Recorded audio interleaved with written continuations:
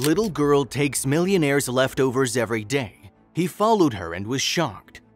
For Sam Farmer, life was easy. He woke up every morning, picked up his phone and checked his social media accounts. Then he got up, had a shower and went out to lunch.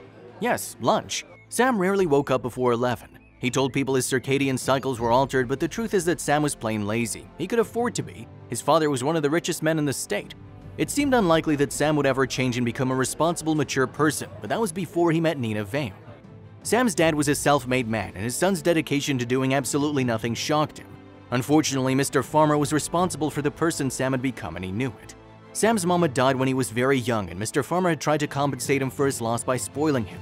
As a result, Sam was fickle, lazy, and irresponsible. He ran up enormous bills buying clothes and shoes he often only wore once, and even though the mansion he shared with his father had a live-in gourmet chef, he ate out every day. He always had lunch at the same place, Maison Umberto.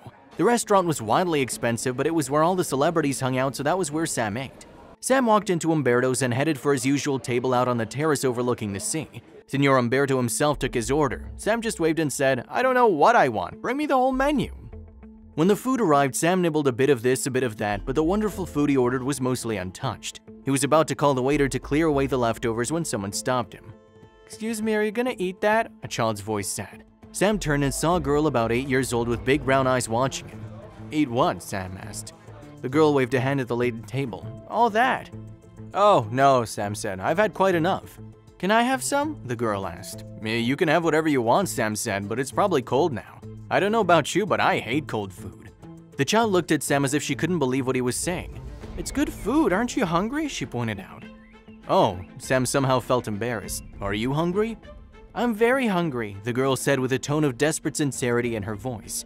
"Take what you want," Sam said, and the child stepped forward and quickly started scooping the food into plastic bags. When she finished, she threw Sam a grateful smile and scampered off. The small incident bothered Sam. He kept thinking about the girl. Her big eyes, her thin face, and her question, "Aren't you hungry?" Sam knew that he'd never been hungry, not once. He's been peckish and had an appetite, but true hunger was a stranger to him. He realized that the little girl was very familiar with hunger. The next day, he was just finishing his lunch when the child appeared soundlessly by his table. "Hello," she said. "Hi, how are you?" Sam replied. "I'm very well, thank you," the girl said politely. "Are you gonna finish that?" She pointed at a great mound of lasagna glistening with melted cheese and basil. "No, you can have it if you like." The child rewarded him with a huge grin and quickly shoveled the lasagna into a plastic bag. Sam waited until she turned her back and quickly followed her. The girl jumped the railing around the terrace and escaped into the surrounding gardens. Sam hung back so she wouldn't see him, but made sure he didn't lose sight of the thin figure flitting through the trees. Sam followed the child until she came to an abandoned lot. A rusty old trailer was up on the bricks, which is where the little girl was headed. He watched as she opened the door and walked in, still clutching the bag with the food. A few minutes later, he knocked on the trailer's door. There was a long silence and then the door opened. The girl looked up at Sam with frightened eyes. "What do you want? Go away." "I won't hurt you. I was worried about you. Are you alone?" Sam said gently. "No, my brother's here."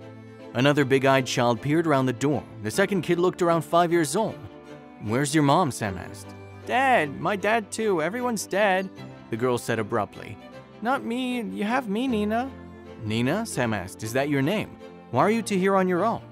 Nina shrugged and said, "Johnny and me got put in foster care, but the people who took us were nasty. They only wanted the money, so I took Johnny and ran away.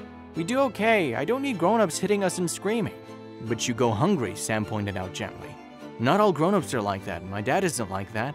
Nina looked bitter beyond her years. "Then you're very lucky," she said. "I hope you know how lucky you are." "Do you have any brothers?" asked Johnny. "Nope," Sam said. "I was always alone, but my mom died." It was then that a brilliant idea exploded in Sam's brain. "Pack up your stuff, you're coming with me!" Mr. Farmer was shocked to see his son arrive with 2 scrawny, dirty children in tow, but when Sam explained, he leapt into action.